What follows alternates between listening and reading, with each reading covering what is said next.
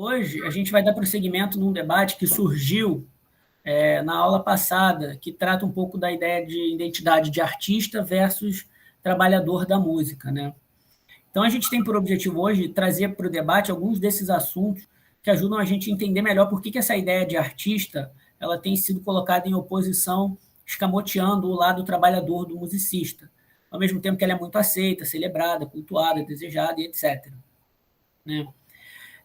Muito do que a gente entende hoje por artista, né, quando a gente olha para o senso comum e tal, a gente também já falou que está ligado a uma questão ideológica. E toda questão ideológica, por sua vez, ela está ligada a um condicionamento social de uma determinada época, que geralmente tem por referência a ideologia da classe dominante daquela época. No nosso caso, que vivemos em sociedade capitalista, a questão ideológica, óbvio, está ligado à questão ideológica das elites da classe capitalista, tanto em âmbito nacional como em âmbito internacional.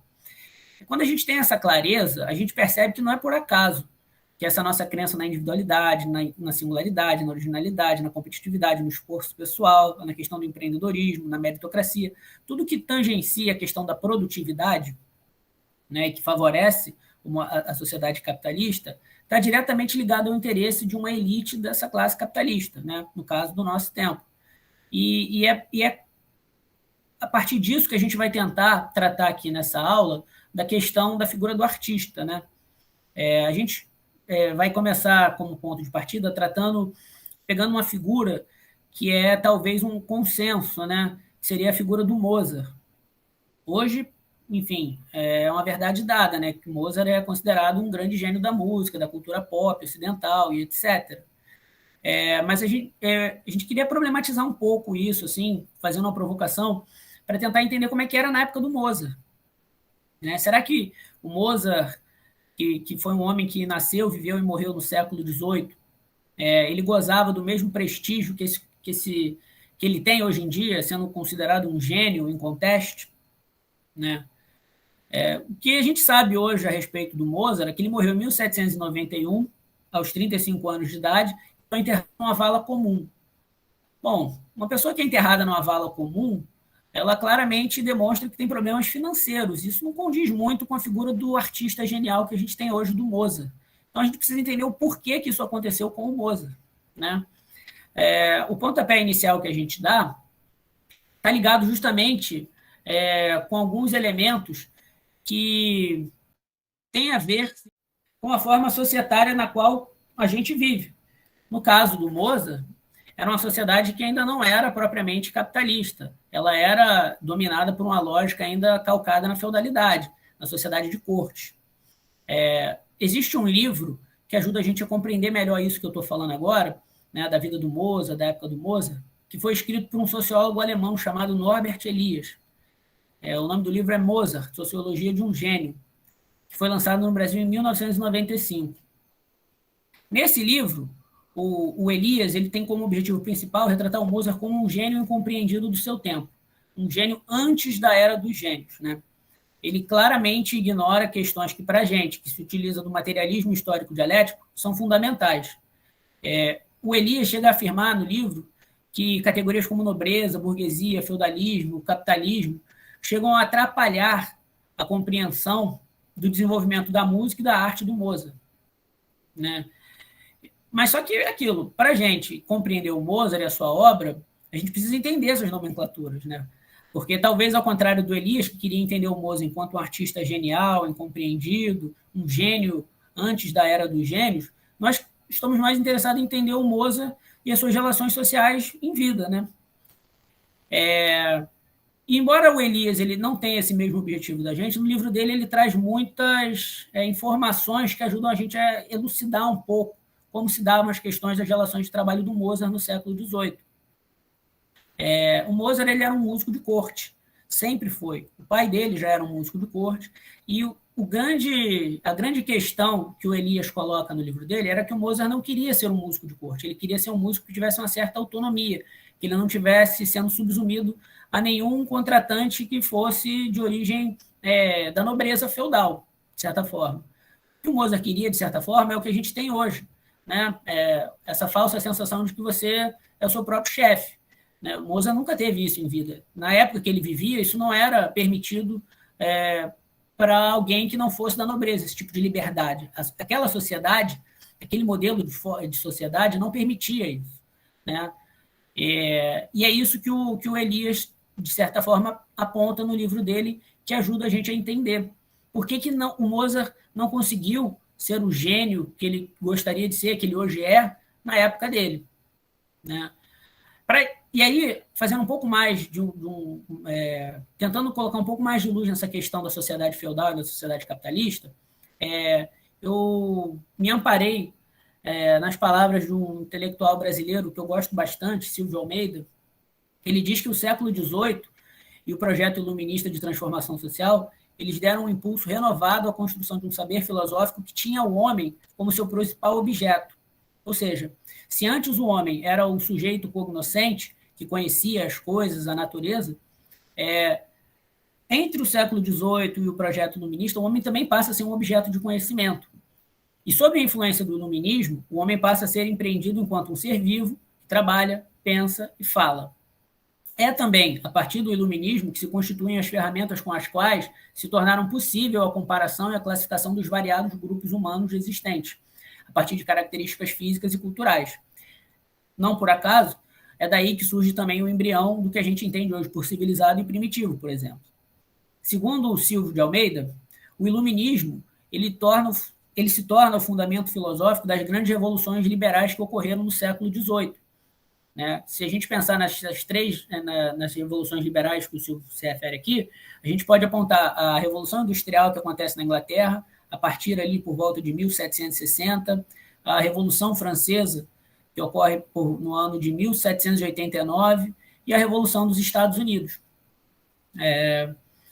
E o Silvio defende que essas revoluções liberais elas tinham como pretexto instituir a liberdade, livrar o mundo das trevas e dos preconceitos das religiões que, enfim, reinavam naquele período, né, no período da sociedade feudal.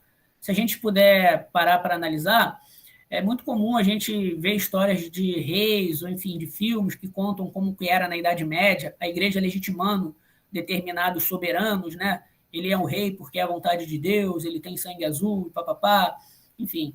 Essas revoluções burguesas, elas acabaram com isso, né? Quando o homem passa a ser o centro, enfim, ele passa a ser estudado também como objeto, isso não tinha mais como ser sustentado. E foi justamente com esse arcabouço teórico que a burguesia utilizou para conseguir fazer as suas revoluções, né? Superar a sociedade feudal e a aristocracia feudal. Então, diante desses esclarecimentos, a gente pode compreender que o que o Mozart vivenciou na época dele era uma sociedade que já estava praticamente ali numa revolução, assim, já meio efervescente, porque ele morre no final, né, do século XVIII, na última década, e então ele não conseguiu alcançar um tipo de sociedade que aceitasse o artista genial que ele, enfim, pretendia ser, enfim, ou pelo menos o artista autônomo que ele pretendia ser, né, de não estar subsumido a nenhum nobre ou nenhuma corte, nem nada do tipo. Tá? Então, eu agora vou deixar vocês com a contribuição do Tássio. Obrigado, Leandro. Bom, a gente tá falando, essa disciplina está falando do tema do trabalho do músico, né? E entender como é que esse trabalho se desenvolve historicamente. E aí o Leandro está fazendo essa introdução muito bem, né? De um momento muito específico e muito importante assim na constituição do que a gente entende como uma ideologia do artista, né? De uma oposição entre o artista e o trabalhador, isso é muito importante. Então, eu queria fazer uma contribuição no sentido de pensar o trabalho no meio dessa contradição entre o artista e o trabalhador, né? O que seria o trabalho, né? Então, na tradição materialista, que vocês vão entender melhor assim no caminho aqui, mas é da onde a gente está partindo para elaborar esse pensamento. Na tradição materialista se pensa em duas dimensões do trabalho. Uma que seria uma dimensão universal, mais geral, que pensa o trabalho de uma maneira não necessariamente ligada a uma forma de sociedade específica, e uma outra que é localizada historicamente e que diz respeito à forma de sociedade que se está analisando, né? No caso, o Leandro mostrou muito bem que existia uma forma de trabalho do músico diferente daqui entre a que existia na sociedade feudal e a que passa a existir, que passa a organizar a forma que a gente pensa o trabalho na sociedade capitalista, né? Então, a dimensão de trabalho mais geral diz respeito a uma atividade humana que transforma a natureza, diz respeito ao processo de exteriorizar um projeto, uma antivisão, uma ação que foi prevista de forma mais ou menos consciente na mente de um ser humano.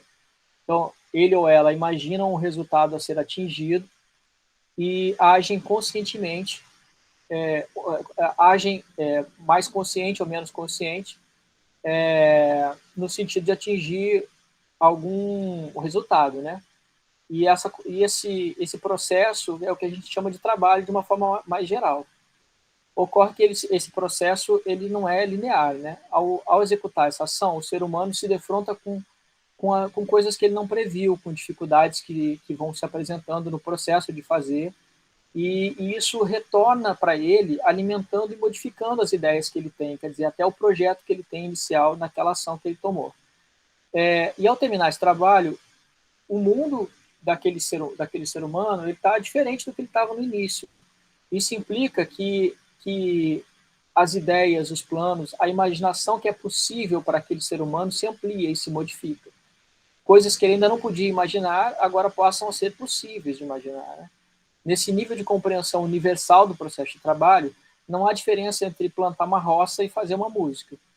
O que se pode entender daí é que tanto o mundo natural quanto o mundo que os homens vão construindo, que a humanidade vai construindo, até o momento que aquele trabalho está acontecendo, configura uma determinação, ou seja, coloca limites do que é possível imaginar, planejar e executar. Não seria, isso é uma forma de exemplificar, né? Não seria possível, por exemplo, imaginar que se fizesse uma música eletrônica no século XIX, por exemplo, porque numa época em que não existia um acúmulo de transformações sociais construídas com trabalho, né? Que permitisse imaginar o controle da eletricidade para fins musicais. Quando a gente insere, então, o trabalho no processo histórico, quer dizer, quando a gente começa a ver como é que isso se materializa nas diferentes sociedades, a gente começa a perceber algumas contradições. Então, a sociedade que a gente vive se caracteriza pelo domínio de uma economia de troca de mercadorias. Aí, agora já analisando com a sociedade capitalista como ela se apresenta hoje para nós, né? Já acabada, já terminado aquele processo que o Leandro começou a tratar. A sociedade ela se organiza, ela se caracteriza pelo domínio de uma economia de troca de mercadorias. Da troca porque na sociedade ela se organiza em torno do processo de troca, intermediado pelo dinheiro, ou seja, de compra e venda. E é de mercadoria porque as coisas são produzidas pelo trabalho, são postas em relação... as coisas que são produzidas pelo trabalho, elas são postas em relação de troca e passam a ser produzidas para a troca. As coisas que produzimos deixam de ter como objetivo satisfazer uma necessidade humana diretamente e passam a cumprir um papel de intermediários na satisfação das nossas necessidades, né? Para que eu possa comprar um instrumento musical, eu preciso antes ter algum dinheiro para fazer isso. Então, eu trabalho, ou alguém trabalha, e troca a sua força de trabalho por dinheiro para que eu possa, então, trocar pelo meu contrabaixo, né? Eu sou contrabaixista. Esse contrabaixo foi feito por um ou vários trabalhadores e trabalhadoras que o fizeram para que ele pudesse ser vendido e para que eles pudessem, de alguma forma, receber dinheiro para poder comprar as coisas que fossem necessárias para eles. Né? A pessoa ou as pessoas que fizeram esse contrabaixo, não necessariamente elas estão sendo transformadas naquele sentido do trabalho mais geral, positivo, né, nesse processo. Mas sim elas estão lá para receber o dinheiro em troca de uma certa quantidade de trabalho que elas estão colocando lá. Na diferença entre o valor que o trabalhador produz e o valor que ele recebe, está uma parte do valor que entra no processo de acumulação capitalista, ou seja, passa a funcionar num ciclo de acumulação teoricamente infinito e que se alimenta da exploração do trabalho humano, destituído daqueles propósitos do trabalho enquanto categoria universal. Eventualmente, podemos ter a ilusão de que um artista está imune a essa distorção do trabalho, mas todos nós precisamos de dinheiro para sobreviver. Então, a perspectiva de uma remuneração não tem como se separar do que o artista faz. Mesmo que ele tenha a melhor condição de produzir a sua arte, a sua música, sem depender de vendê-la, toda a sociedade é atravessada pelos parâmetros capitalistas. Também na relação com aquela obra artística que esse músico ou que esse artista está produzindo. E se a gente vem para o mundo mais cotidiano, onde a gente precisa, sim, se preocupar com a nossa sobrevivência e o nosso fazer artístico está completamente inserido na lógica de acumulação capitalista. Em cada instância onde nosso fazer artístico se relaciona com a sociedade, por exemplo, na hora que eu vou comprar um instrumento, na hora que eu vou estudar com o professor, quando eu compro um livro de música, no valor que eu pago pela internet, no uso na hora que eu estou usando o meu e-mail, na hora que eu estou chamando o Uber para me levar até o lugar onde eu vou tocar, ou na hora que eu estou recebendo o pagamento pelo show, ou meu salário como músico de uma orquestra, por exemplo, todos esses processos são passíveis de acumulação de capital, apoiado sobre o trabalho de muitas pessoas. As duas dimensões do trabalho, a universal e a histórica, elas coexistem no fazer artístico e musical e são profundamente contraditórias. Isso se manifesta nas angústias que sentimos e que reconhecemos nos nossos colegas quando vão falar sobre seus problemas financeiros, e se manifesta na contradição entre a ideia de artista como alguém que produz algo criativo e transformador, e a ideia de trabalhador inserido na robotização, no trabalho alienado de sentido, e que serve apenas para alimentar essa máquina de extração de vida das pessoas. Aí, depois de falar sobre essas duas dimensões de trabalho, é importante perceber que essa parte do valor que é produzido pelo trabalho que entra nesse circuito de acumulação do capital, ela depende, para isso funcionar, depende de uma sociedade dividida em classes. Uma classe que detém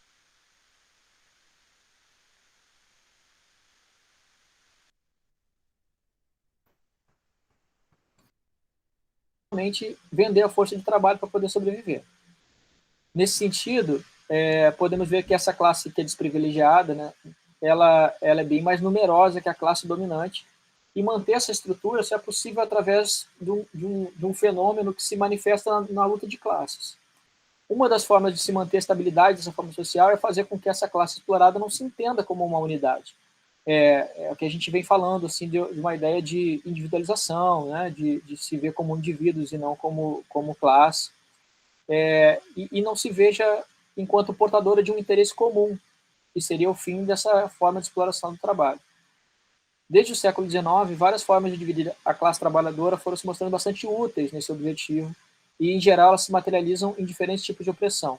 Ou seja, uma forma de colocar os trabalhadores uns contra os outros, alimentando, exacerbando as diferenças que elas são reais entre os grupos, diferenças de gênero, diferenças étnicas, que são importantes de ser debatidas, trabalhadas, desenvolvidas, mas que elas são instrumentalizadas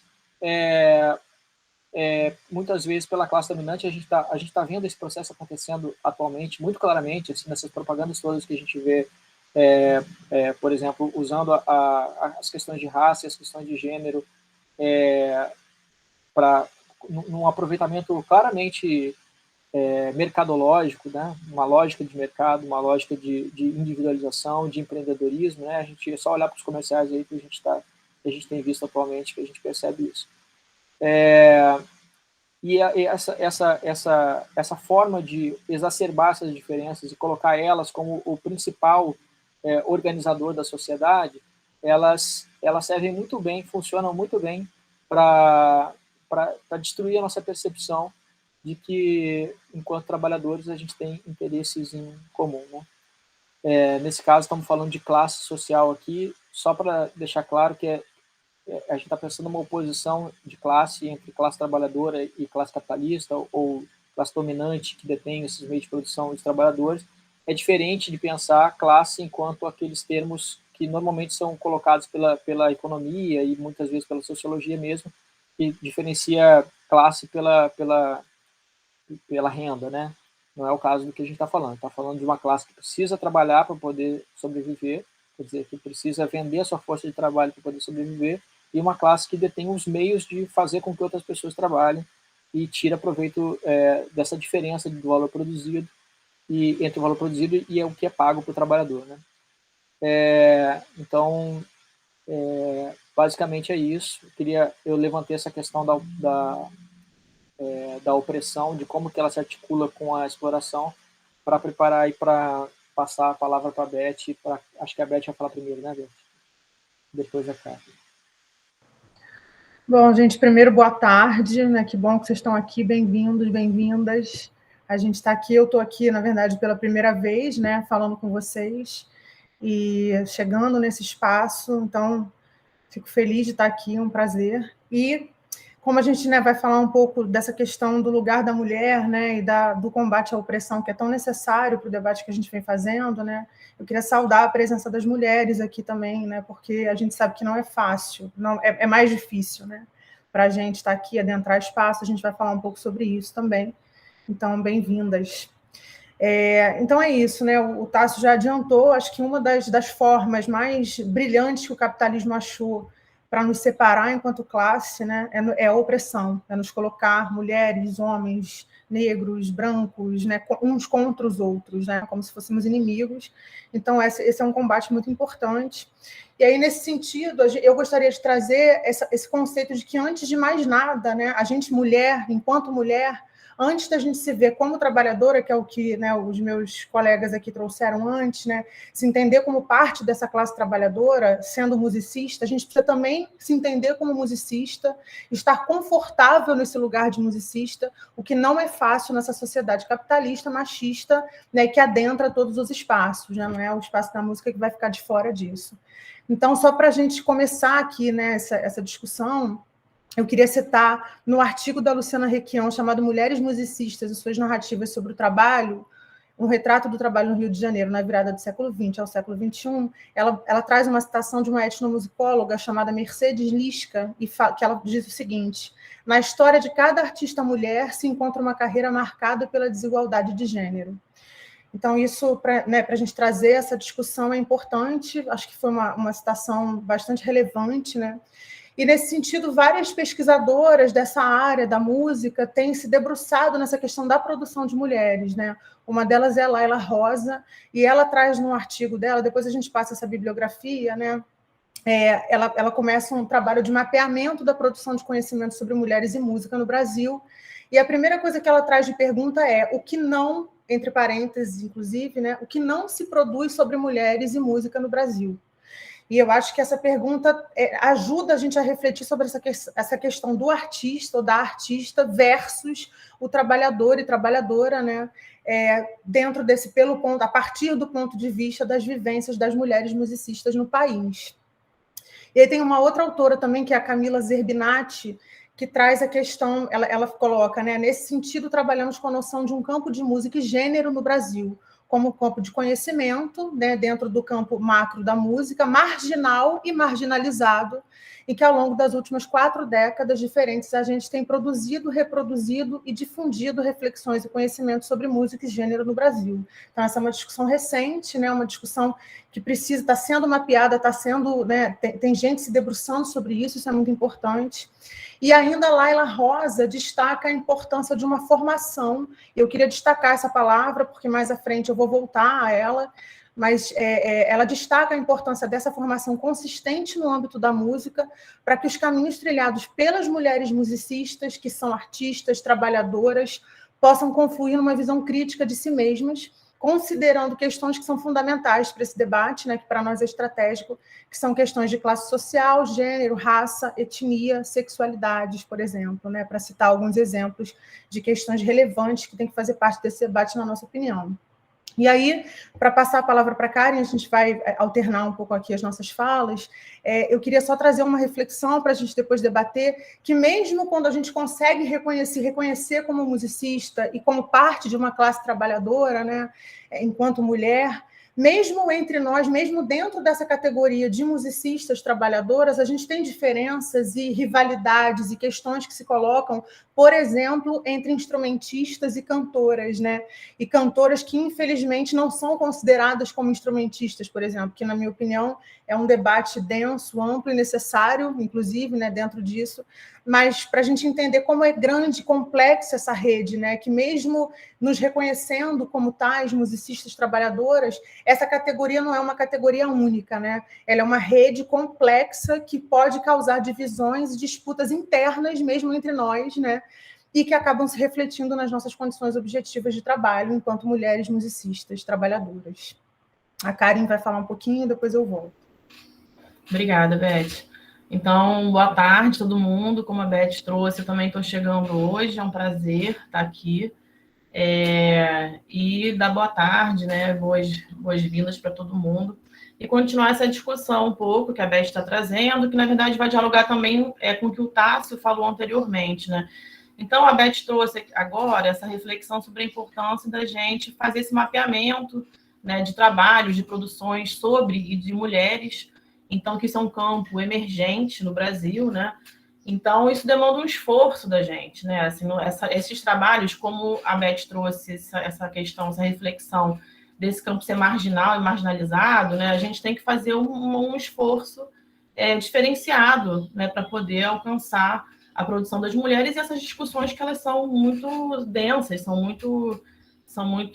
demandam bastante, né, da gente poder se aprofundar. Então, a gente trouxe, entrando um pouco mais no trabalho da Luciana Requião, que ela fez uma tese importante de doutorado, e ela extrai dessa tese esse artigo que a Beth citou anteriormente, chamado Mulheres Musicistas e Suas Narrativas sobre o Trabalho, um retrato do trabalho no Rio de Janeiro, na virada do século XX ao XXI. Então, ela vai entrevistar diversas mulheres, né, que ela traz um critério que é a cidade do Rio de Janeiro, mulheres que têm mais de 30 anos de profissão. Ela até discute esse recorte que ela estabelece, porque ela entende que é fundamental a gente debater nesse universo questões de classe social, de raça, né? Mas ela definiu esse recorte e nem por causa disso ela deixa de apontar essas situações, essas diferenças de experiências no interior desse recorte que ela estabelece, né?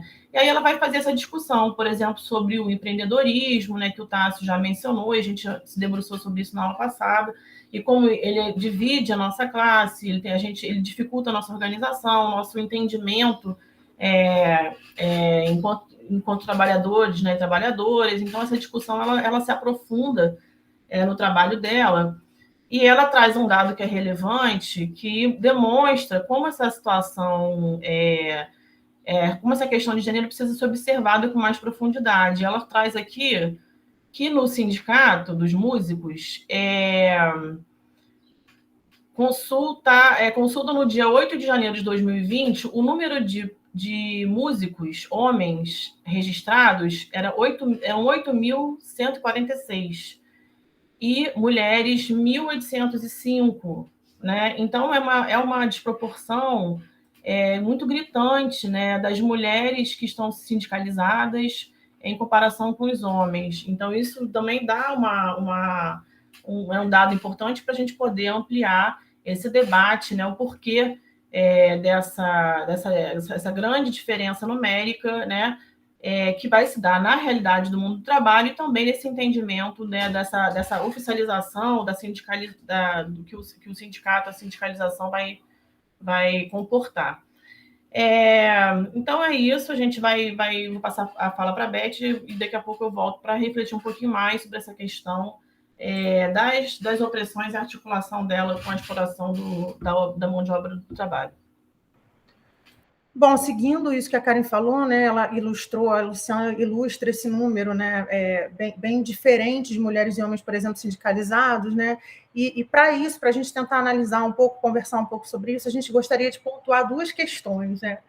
Primeiro, a gente sabe e entende que existe um apagamento, uma invisibilização dessas mulheres musicistas que, embora sejam atuantes no meio musical e que, inclusive, muitas vezes atendam a esses requisitos impostos pela realidade do campo do trabalho da música, que é majoritariamente masculina, né? Então, mesmo quando nós, mulheres musicistas, atendemos esses padrões, nós temos mais dificuldade de adentrar os espaços de trabalho, os espaços laborais, sem dúvida. E isso se deve ao machismo que é inerente ao capitalismo, né? Então, a sociedade capitalista se constrói sobre a opressão, precisa da opressão para existir, para nos dividir, para dificultar a nossa organização, e o mundo da música faz parte disso, ele não é uma bolha, né? Então o machismo está presente aí também. Então, certamente, mesmo quando uma mulher, né, musicista e um homem musicista são considerados, em termos técnicos, musicais, de igualdade, muitas vezes é o homem que é escolhido para o trabalho por uma série de razões, né, que fazem parte desse machismo estrutural. Então, isso é um ponto que a gente gostaria de frisar. E segundo, que é um ponto, né, que eu volto ali à questão da formação, que eu quis destacar naquele momento, né, eu acho muito fundamental destacar as dificuldades imensas que nós, mulheres, no Brasil, enfrentamos de formação, dificuldade na formação, né, dentro dessa sociedade capitalista opressora. Nós, mulheres, para nos formarmos, encontramos barreiras muito maiores, né, para alcançar esses lugares que são mais facilmente alcançados pelos homens. Inclusive, eu queria destacar, acho muito importante destacar que as próprias universidades públicas, por exemplo, dificultam o acesso das mulheres, né? Porque os horários, por exemplo, de muitas universidades, a minha experiência foi com a Unirio, inclusive na graduação, eles muitas vezes são impossíveis para mulheres, por exemplo, que precisam trabalhar, mulheres e homens, né? Que precisam trabalhar para sobreviver, né, e estudar concomitantemente, paralelamente, por exemplo. E no caso de mulheres mães, por exemplo, essa situação ainda é mais difícil, porque para a gente trabalhar, criar o filho, cuidar, né, as múltiplas jornadas e lidar com um horário que é muito complicado, fica muito difícil, né? Também queria pontuar, por exemplo, a dificuldade do acesso ao curso de música de universidades públicas no Brasil, né, com seus testes de habilidade específica, que muitas vezes exclui, acho que muitas vezes mesmo exclui, grupos subalternizados que possuem outras experiências com a música que não aquela tradicional, né, que é considerada a música universal, a música europeia, que é pedida, né, nos testes. E essas dificuldades na formação dessas mulheres musicistas impactam diretamente a atuação dela nos meios de trabalho, né? Já que para chegarem a esse patamar considerado padrão do tocar bem, elas teriam caminhos muito mais árduos ou demoram muito mais tempo de vida, né? E aí, quando a gente fala de mulheres, lembrando, né, que a gente não está falando de uma mulher universal, as mulheres da classe são diversas, então quando a gente fala de mulheres negras, mulheres mães solo, a gente pode ter uma realidade ainda mais dramática, né? E nesse sentido eu queria ler aqui rapidamente três relatos desse artigo que a gente citou da Luciana. O primeiro é da Mônica Ávila.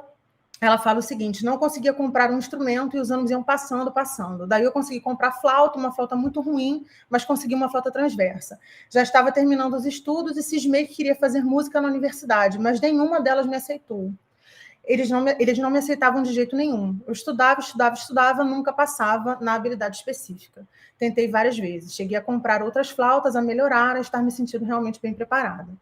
Uma outra citação da Sueli Faria: é muito mais difícil para uma mulher chegar à frente de um grupo e improvisar, por exemplo, assumir o papel de protagonista, naquele momento onde todas as atenções se voltam para você, do que para um homem. A gente tem muito mais trabalho para conseguir chegar nesse ponto. E eu acho que isso fica muito introjetado na mulher. Não é falta de capacidade, é uma dificuldade a mais para conseguir se expor dessa forma e assumir esse papel de protagonista na situação musical. Aí eu queria fazer uma contribuição que eu acho que aqui é importante, mais uma vez, pontuar a diferença na formação, a dificuldade na formação que as mulheres enfrentam, né? E aqui eu vou trazer uma última citação também da Mônica, que mostra que essa opressão, ela se transversaliza, né? A questão de gênero é transversalizada por outras questões, não só de gênero. Então, ela diz que o músico do subúrbio, quando chega em um contexto Zona Sul, é sempre um choque para ambas as partes, mas principalmente para a galera Zona Sul, que prefere que o cara more mais perto. Querem um cara que não atrase nunca, que tenha aquelas facilidades que uma pessoa que vem de uma realidade de subúrbio não vai ter. Então, passo a palavra para a Karen fechar aí essa parte. Continuando essa leitura das narrativas, eu vou ler mais um trecho, que é da Kátia Preta, e ela vai trazer essa discussão sobre a questão do ingresso na universidade ou bandas, né, militares, que a Beth trouxe essa questão do acesso, né, e os dificultadores para o acesso para as mulheres. E aí a Kátia Preta vai falar o seguinte: morando na comunidade, sem ter muito recurso, a gente quer o quê? Trabalhar. Daí você tenta entrar em uma banda militar, como eu tentei.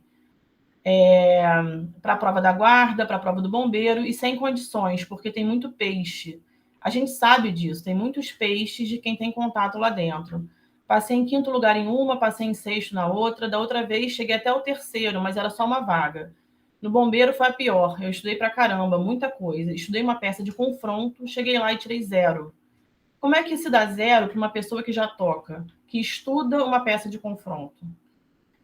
Então, a gente também, a partir desse relato da Caixa Preta, a gente reflete, reforça essa questão do qual é o significado de tocar bem, tocar pra caralho. A expressão ela existe no artigo da Luciana Requião. E quais são esses critérios, né, para se entender o que é essa qualidade musical que a gente está discutindo também. Então, só para finalizar, a gente quer reforçar a importância de a gente fazer essa articulação, né, do debate sobre opressão e a exploração da mão de obra no capitalismo, porque é fundamental a gente perceber que o machismo, né, o racismo, a LGBTfobia, elas dividem a nossa classe, né? A existência dessas opressões, elas dificultam a nossa articulação, a nossa organização. Então, a gente também entende que, mesmo dentro do capitalismo, a gente precisa reparar essas opressões históricas e criar métodos, mecanismos e estratégias para a gente poder criar espaços de fortalecimento, de construção, para a gente poder se aprofundar nesses debates, né? A gente entende que pensar a classe trabalhadora é fundamental de uma maneira que não seja genérica, que não seja abstrata. A classe trabalhadora no Brasil ela é racializada, ela é submetida a um padrão heterossexista, e a gente precisa pensar qualquer forma de alteração, revolução dessa ordem, incluindo os debates feministas e antirracistas. Então, acho que é fundamental reforçar para a gente poder sempre pensar nesse horizonte, se aprofundando nessas discussões. E agora eu vou passar a fala para o Gabriel. Valeu, Karen, Beth, Leandro, Tassi. Beleza. Então, o que eu vou falar aqui está relacionado com todas essas falas e está totalmente atrelado a essa construção histórica desse momento que a gente está e que se impõe para a gente, né? Da questão dessa relação mais concreta de como esses entendimentos de identidade de artista e de trabalhador ou trabalhadora da música se colocam para a gente, né? Uma ideia que é muito difundida, assim, e está presente no senso comum é a relação entre a atividade musical, profissional, com o lazer e com o ócio, né? Então, essa ideia que é vinculada para a gente em diferentes espaços, por diferentes pessoas, ofusca as relações de trabalho no campo da música, né? Citando aqui de novo a Luciana Requião, quando ela fala disso, ela dá o exemplo da fábula da cigarra e da formiga, né? Que a formiga passa o inverno inteiro juntando comida e a cigarra passa o inverno cantando e se divertindo, né? No final das contas, a formiga consegue alimento para o inverno e a cigarra fica com frio e com fome e vai pedir ajuda para as formigas. Bom, então, apesar da gente amar a música, né, não significa que a gente tem, nas nossas práticas profissionais, uma relação de lazer e muito menos de ócio, né? A gente sabe o quanto é difícil manter rotina de estudo, conseguir esse tempo para conseguir estudar, né? O tempo que demora para acumular repertório, conhecimento, preparar projetos, preparar aula, enfim, todo esse trabalho que a gente sabe como é que é, né? Mas, apesar de saber que muitas vezes o trabalho que a gente faz, muitas vezes não remunerado também, no dia a dia a gente não vê um fortalecimento real dessa identidade de trabalhador e trabalhadora da música, né? Essa dificuldade de criar uma identidade que nos represente enquanto indivíduos de uma classe, não apenas culturalmente, musicalmente, é extremamente danosa para a nossa vida profissional e para a nossa classe como um todo. A gente entende que essa ideologia que nos incita a identificar só enquanto artistas, alheio a conflitos de classe, é um impeditivo real para a gente conseguir essa organização que a gente tem falado tanto, né? E conseguir mais direitos e atuação mais concreta na luta de classe. Então, esses dois fatores, né, o não entendimento da atividade musical enquanto trabalho e a prevalência de uma identidade artística em detrimento de uma identificação enquanto classe, são elementos que se alimentam um do outro e contribuem muito para essa desvalorização social dos profissionais e das profissionais da música, né? mas como se foi apresentado, são as ideias que não surgem do nada, que se relacionam com outras opressões e que têm raízes históricas e sociais, né? Por isso continua sendo importante que a gente atue ativamente para transformar isso, né? Uma outra consequência que é notável quando a gente está falando dessa construção de identidade é uma tendência a uma noção individualista da nossa prática musical profissional, né? A própria construção histórica dessa figura do artista, como foi já dito, né? E a difusão dela está atrelada à seção da burguesia e está também embebida nesse ideário liberal, né? Como já foi dito. Então, essa noção individualista mascara a nossa realidade. Para a música existir, tem que haver uma rede muito grande de atores que garantem essa produção e circulação hoje em dia mais do que nunca, né? A própria ideia de que fazer musical, de modo geral, é uma maneira de expressão pura da nossa individualidade é mistificadora, né? Quando a gente toca, até mesmo sozinho, a gente está produzindo e reproduzindo sons, gêneros musicais, noções estéticas, técnicas instrumentais, todas essas coisas produzidas e transmitidas socialmente, né?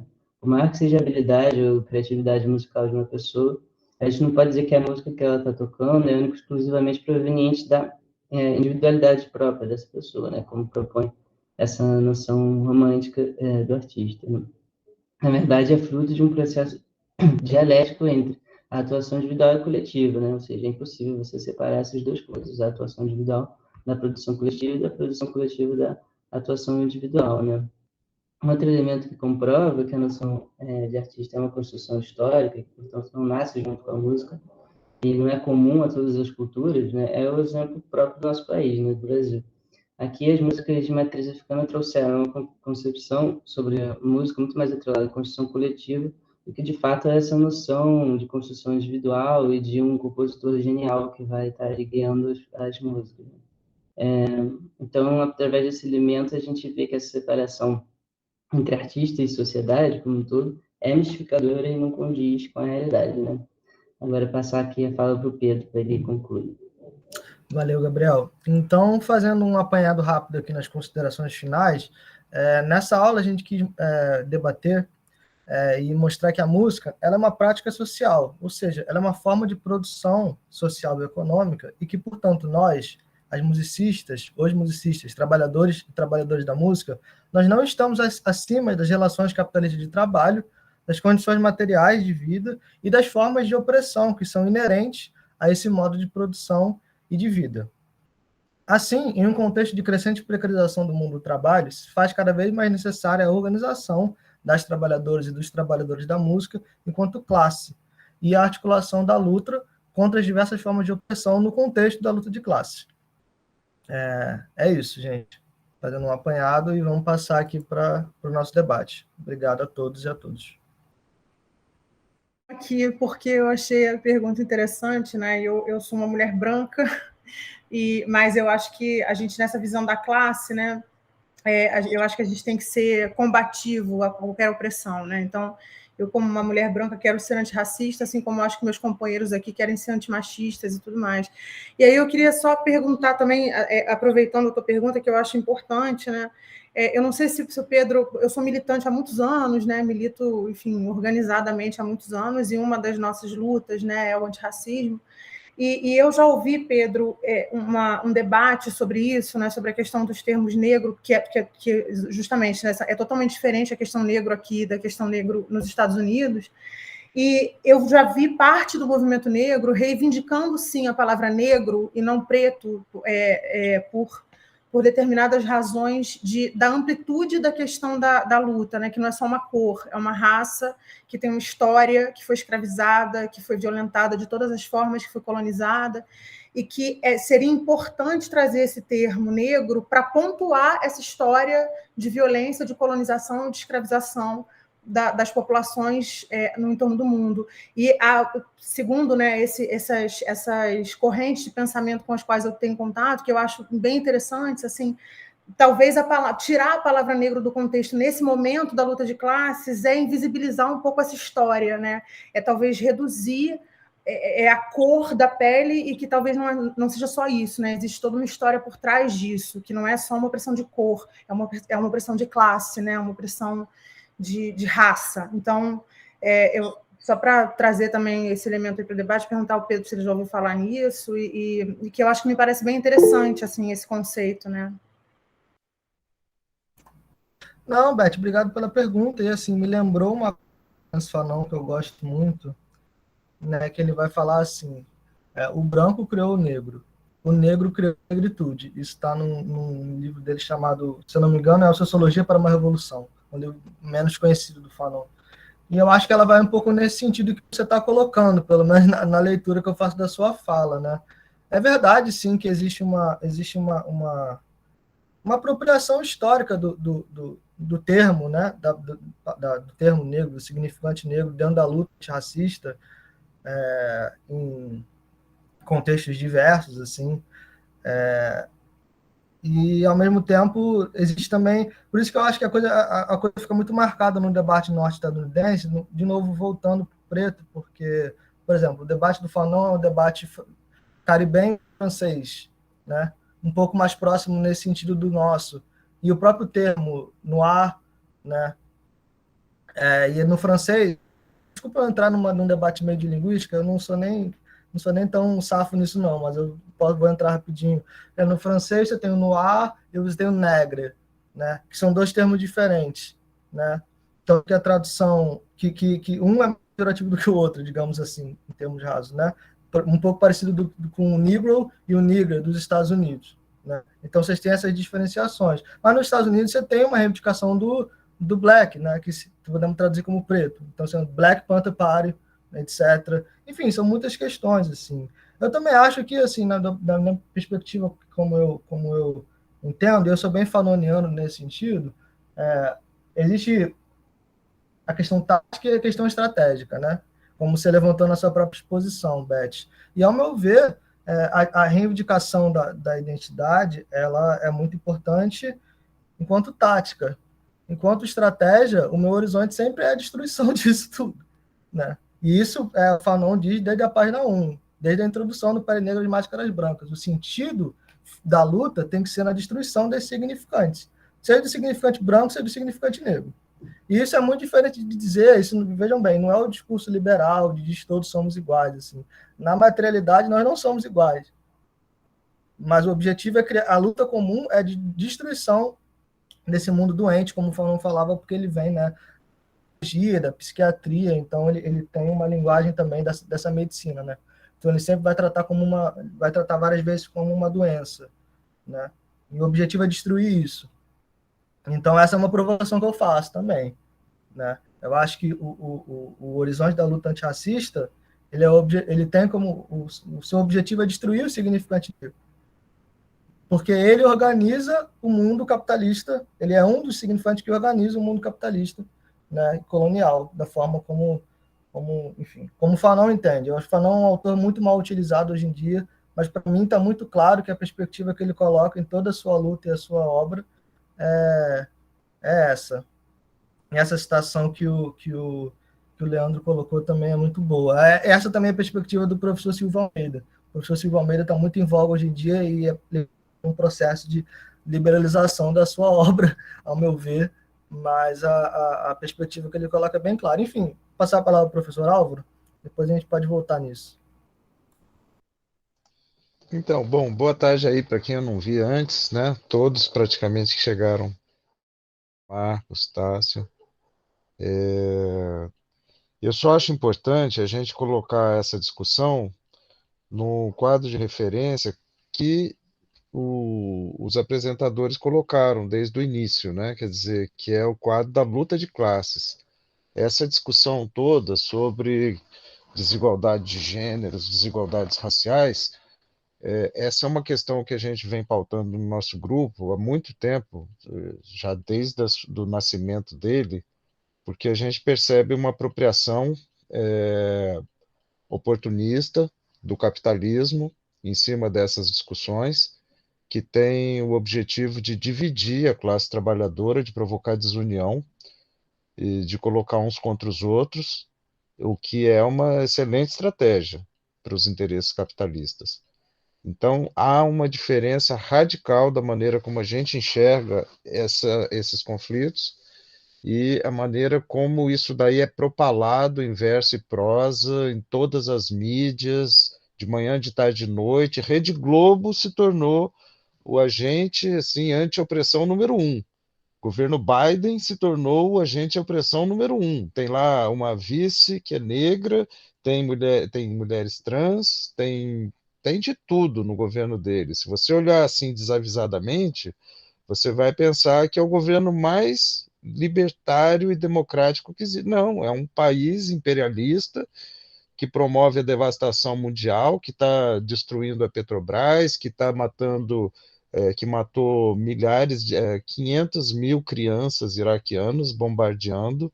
Então, esse é assim o bottom line, né? É o termo que me ocorre, quer dizer, é o tema principal, é o âmago da questão, que são as relações imperialistas globais de apropriação do valor, que é o assunto que foi trazido pelos apresentadores, e esse é o centro da questão. O resto são questões que muitas vezes são utilizadas de maneira, muitas vezes, esperta, para colocar uns contra os outros e para dar uma impressão de que são grupos, que o capitalismo é humano, de que o capitalismo está preocupado a, com a igualdade.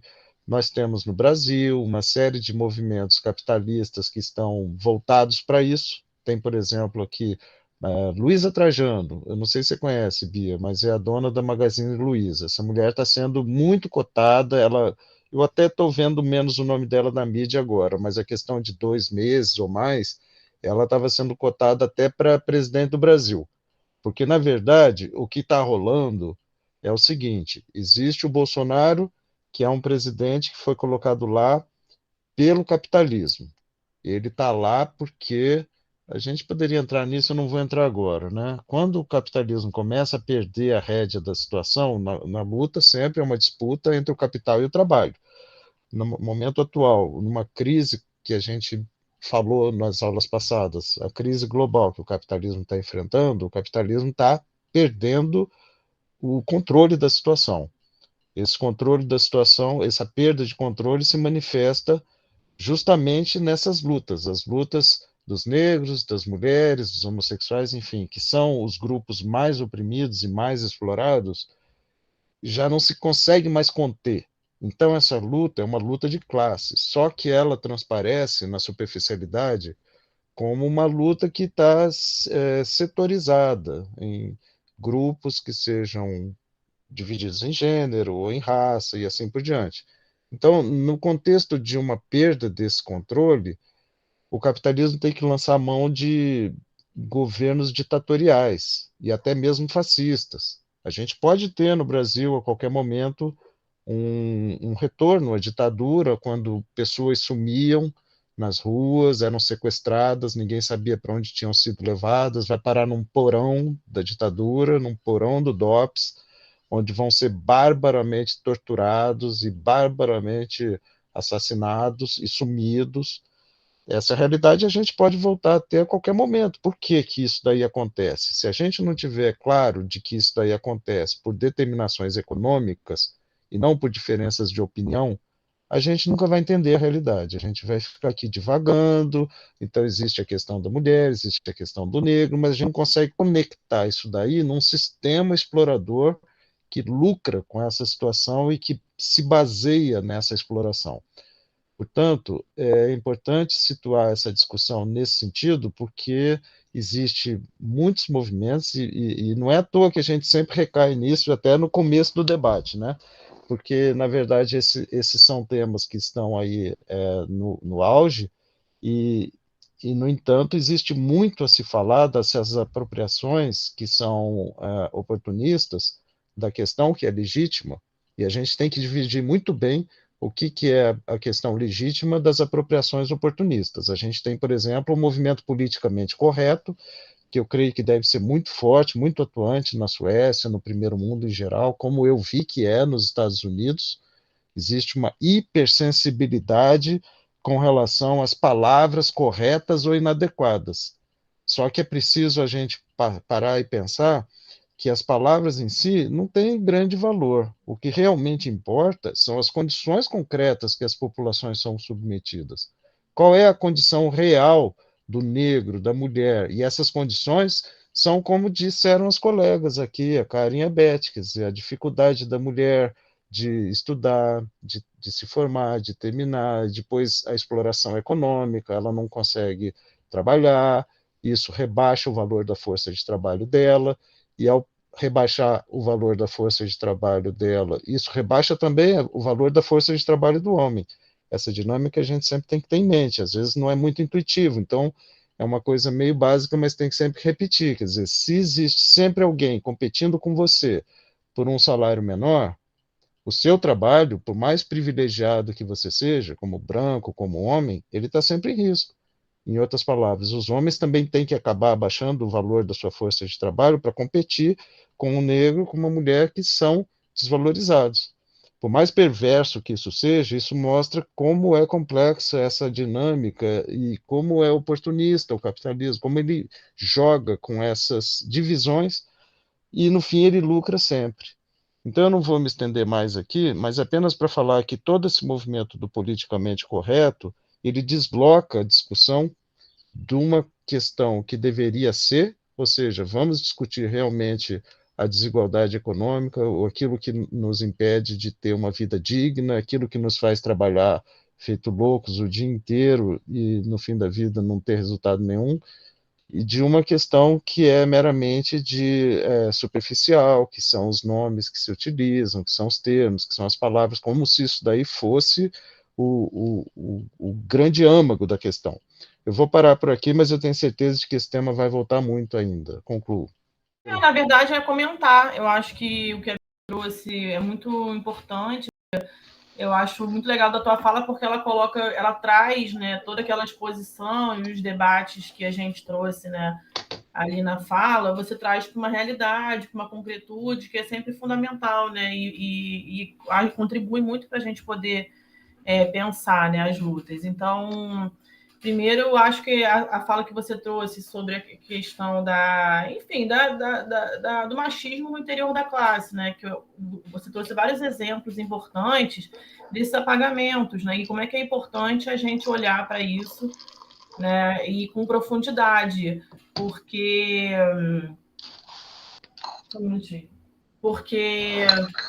esses apagamentos, eles acontecem, eles são frequentes, a gente sabe que as alianças masculinas, elas são muito poderosas, né? Então, essa opressão, ela se dá no âmbito da subjetividade também. Então, quando nós mulheres adentramos espaços majoritariamente masculinos, existem diversos aspectos subjetivos, né, formas de fazer, conhecimentos, né, códigos que a gente não compartilha, né, que a gente não compartilha, muitas vezes nem quer compartilhar. Né? Então, assim, é interessante a gente perceber que a opressão machista ela se dá também nessas nuances, nessas questões que são mais também do âmbito subjetivo. Né? Então, também é importante que a gente vá se olhando nesses diversos aspectos, porque dessa forma que a gente pode também, né, começar a combater essas exclusões, né? E acho que essa questão da fala entra um pouco nisso que você está trazendo, né? Eu acho que a gente também, eu particularmente me sinto contemplada quando na fala você considera o gênero feminino. Eu acho importante isso não é pouca coisa, né? Porque é uma invisibilização real, assim, e a fala ela tem um papel importante nessa questão. Então, eu concordo que, embora a gente viva uma apropriação, uma cooptação dessas lutas legítimas pelo capitalismo, e isso tem que ser combatido, não tem outra palavra, assim, o feminismo liberal, no meu entendimento, tem que ser combatido, né?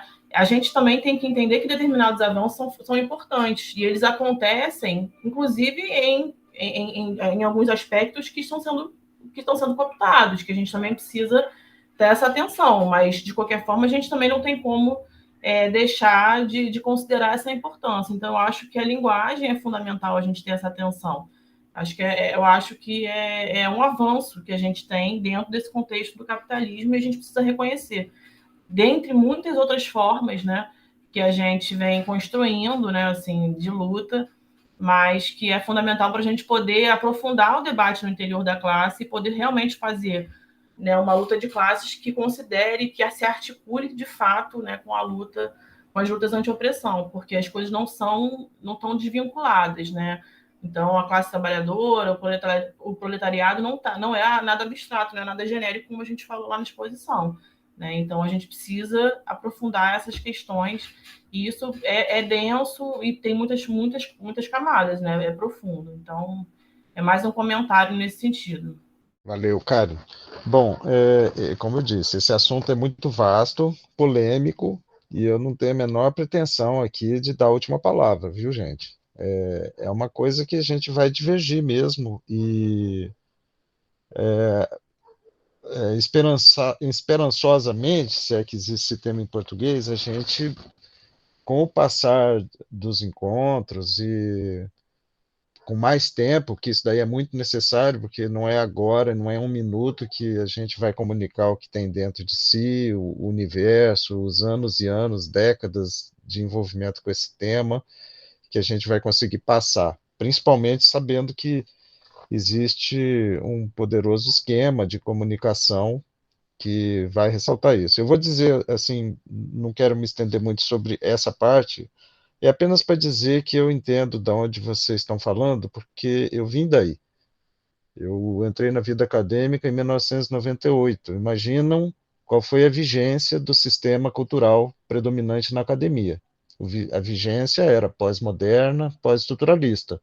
Eu escolhi fazer um doutorado na área de letras porque na música esses temas não estavam sendo estudados com o rigor necessário. Então, me importava muito entender a dinâmica dos movimentos sociais atuais, e foi a melhor coisa que eu fiz. Fui estudar estruturalismo profundamente, fui estudar depois o pós-estruturalismo, e no meio de tudo vem o pós-modernismo, e a dinâmica é toda da linguística, porque diz respeito a toda a discussão pós-moderna que vocês forem procurar, vocês vão entender que é derivada da linguística, no sentido de perceber a dinâmica social, por exemplo, a dinâmica entre mulheres e homens, brancos e negros, e assim por diante, como resultado das interações linguísticas que são relacionais. Então, é muito importante isso, embora eu esteja sendo muito telegráfico, e não poderia deixar de ser, mas para perceber que a maneira como são estudados os movimentos sociais na atualidade, já tem aí, desde o final do século XX, obedece a essa dinâmica que é pós-estruturalista. O pós-estruturalismo, para dizer apenas o mínimo, é um movimento que se centra na linguagem. Se a gente mudar a linguagem, a gente muda o mundo.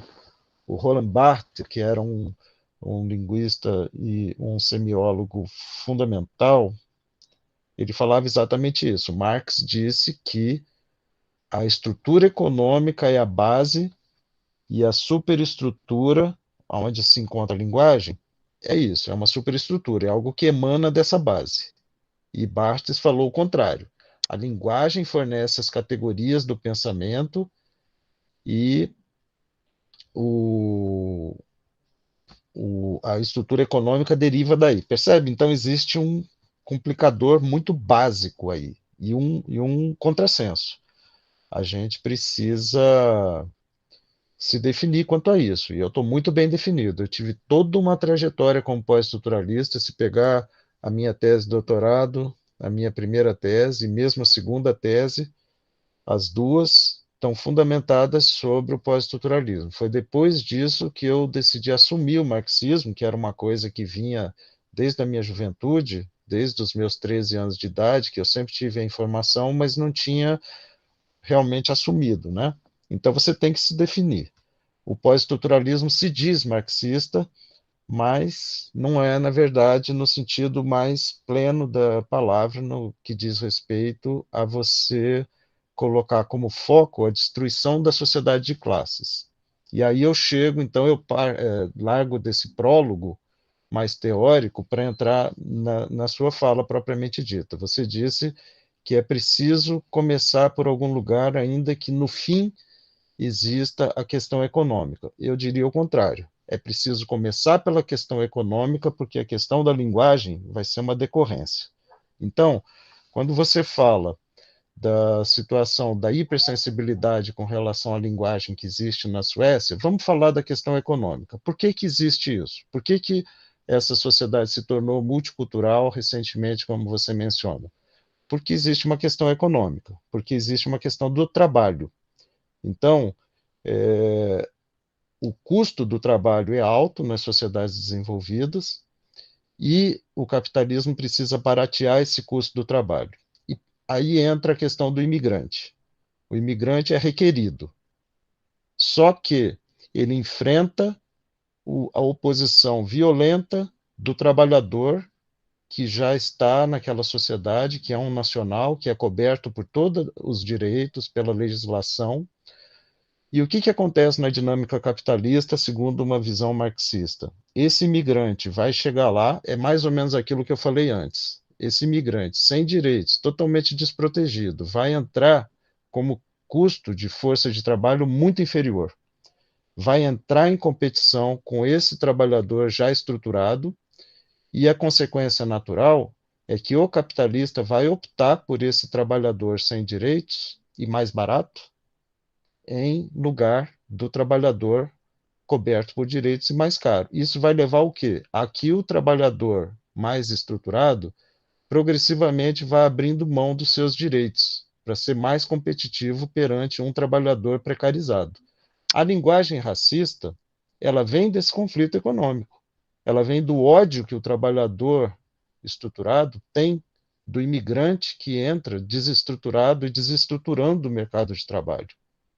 Portanto, a gente pode ficar preocupado com a linguagem até a gente morrer, mas se a gente não lidar com a causa econômica, que vem a ser a exploração desumana do trabalhador que entra num país que é explorado até o osso, que não tem direito de nada e que vai certamente se submeter às condições mais abjetas de trabalho, porque ele precisa sobreviver, porque ele veio de uma realidade que o capitalismo destruiu, que ele veio de uma zona de guerra, porque ele veio de uma zona onde é impossível a vida, e ele teve que largar tudo, teve que largar a família, teve que largar a sua história, sua cultura, sua língua, e ir para um outro país para se submeter às condições mais abjetas de exploração, ele vai se submeter a qualquer tipo de exploração.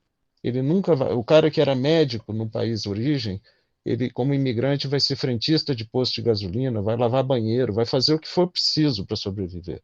Essa é a realidade econômica. A materialização da superfície, ou seja, a superestrutura dessa realidade, vai ser a linguagem. A linguagem vai ser racista. E aí o que que faz o governo? A gente sabe que o Estado é capitalista. O Estado tem uma classe. Quem estuda marxismo sabe disso. O Estado não é neutro, não é uma superestrutura neutra que fica regulando, arbitrando as relações entre os indivíduos de forma equânime. Não, o Estado ele tem evidentemente o interesse de gerir os negócios da burguesia. E ao fazer isso, ele precisa evitar que as tensões explodam. Então, o controle da linguagem age no direto interesse da burguesia para evitar que as tensões explodam. Só que, da forma como eu enxergo a luta social e como eu enxergo o capitalismo, eu quero que as tensões explodam. Eu não estou interessado em amortecer essas tensões pela via do controle da sua exteriorização, que é o que a gente está vendo, por exemplo, aqui no Brasil, mas no mundo inteiro, onde está os conflitos dessa crise do capitalismo que eu mencionei antes, estão se explodindo em uma polarização que não se via há muitos anos entre os mais conservadores, que são esses que têm um trabalho estruturado, que estão de forma mais reacionária possível, tentando banir o imigrante, tentando fechar, fortalecendo governos nacionalistas de direita, contra justamente o avanço desses imigrantes que querem um lugar ali. E aí os movimentos de extrema-direita se propagam pelo mundo inteiro, o Brasil não é exceção. Nós estamos vivendo já há vários anos uma grande crise econômica e uma grande polarização política. Essa polarização política, portanto, ela é a expressão de um conflito que está se dando pela disputa entre recursos econômicos que estão sendo cada vez mais subtraídos da classe trabalhadora para ir para o poço sem fundo da crise capitalista. Então, você deve estar sabendo que aqui a gente já teve emenda de teto de gasto, destruição das leis trabalhistas, destruição da previdência social. Por quê? Porque esse dinheiro está sendo requerido para cobrir o rombo sem fundo do capitalismo. E ele vai se materializar no conflito, e esse conflito se manifesta na superfície em uma linguagem racista. Então, eu espero ter colocado assim de uma forma muito resumida, porque o assunto é vasto e complexo, mas é apenas para dizer, convivo com todas as diferenças e vamos dialogando. É isso aí. Obrigado, concluo.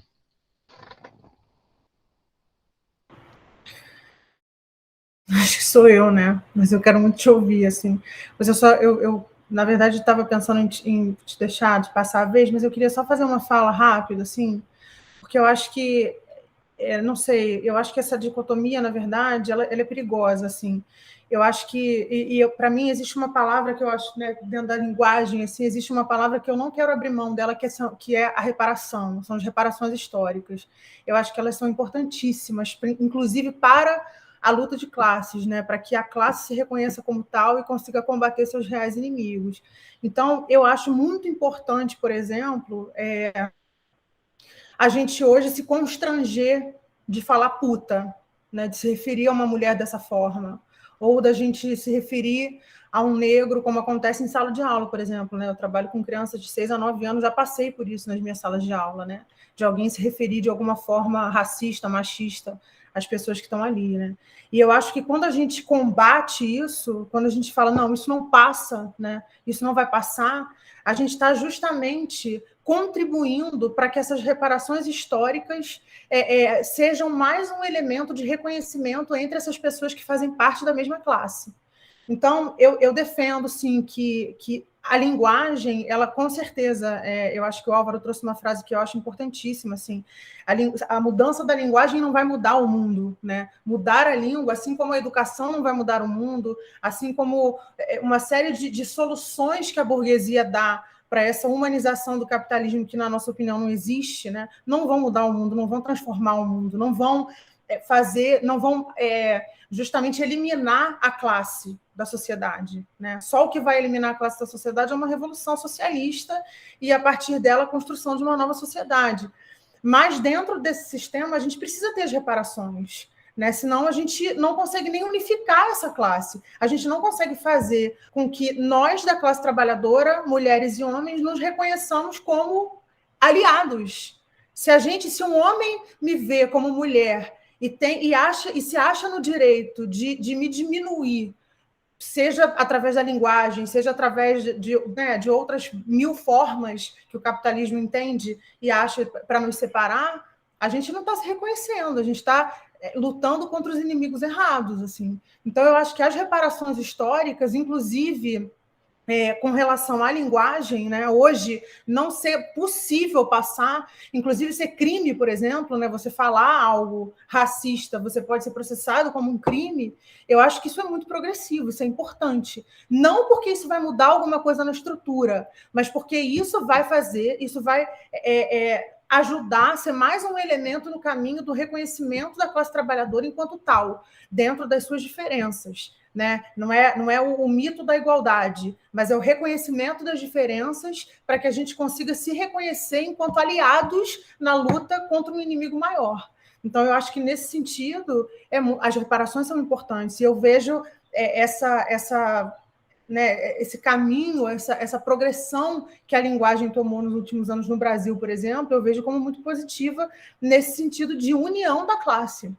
União da classe que luta, que se reconhece dentro das suas diferenças e que luta contra um inimigo real, contra um inimigo maior. Eu acho que, para mim, é muito claro, minha opinião, assim, nesse sentido, de que bullying não pode ser comparado com racismo, assim como a falta de educação, até porque falta de educação numa família é uma coisa muito ampla, né? Assim, o que é falta de educação, até porque, em geral, esses conceitos são bem conservadores. Então, eu acho que esse tipo de comparação, ela traz essa interpretação de que isso são situações comparáveis. Eu acho que não são comparáveis, né?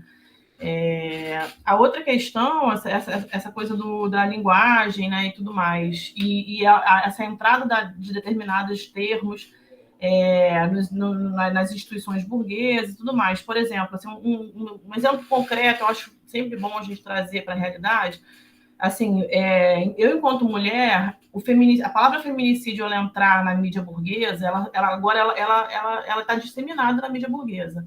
Todos os dias eu abro o G1, eu leio feminicídio pelo menos umas 5, 6 vezes, assim.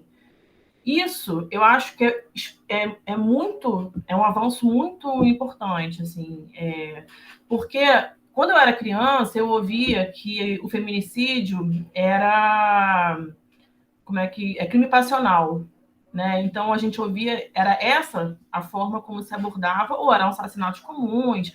Então não sequer se tinha dimensão dessa dimensão, né, da violência, do extremo da violência machista, que a gente é submetido muito, porque ser mulher no Brasil e acordar todos os dias e ler na mídia burguesa, não estou falando estou falando de Rede Globo, ver na mídia burguesa. Outro dia eu printei, eram 7 casos de feminicídio numa página do G1 que eu rolei, que eu não fiquei fuxicando o site. Eu rolei uma página, eram 7 feminicídios. Então, assim, eu acho que esse tipo de coisa são avanços que a gente não pode deixar de considerar dentro do sistema. Isso diz respeito a vidas, isso diz respeito, né, assim, em última instância, às vidas, mas isso diz respeito às nossas existências de verdade, assim, é uma coisa muito profunda e isso, enfim, articula toda a base, né, da pirâmide. E só para terminar, eu acho que tem uma dimensão assim que é importante e eu preciso acreditar nela, né? Porque se a gente está aqui numa instituição de ensino, eu sou professora, nós enquanto músicos, eu acho que isso também diz respeito à cultura, né? Ao nosso trabalho, é a gente entender que essa luta ela tem essa dimensão que é uma luta de classes no interior da sociedade civil, né? Aí eu vou trazer Gramsci para pensar porque é fundamental que a gente construa essa revolução, ela é uma construção.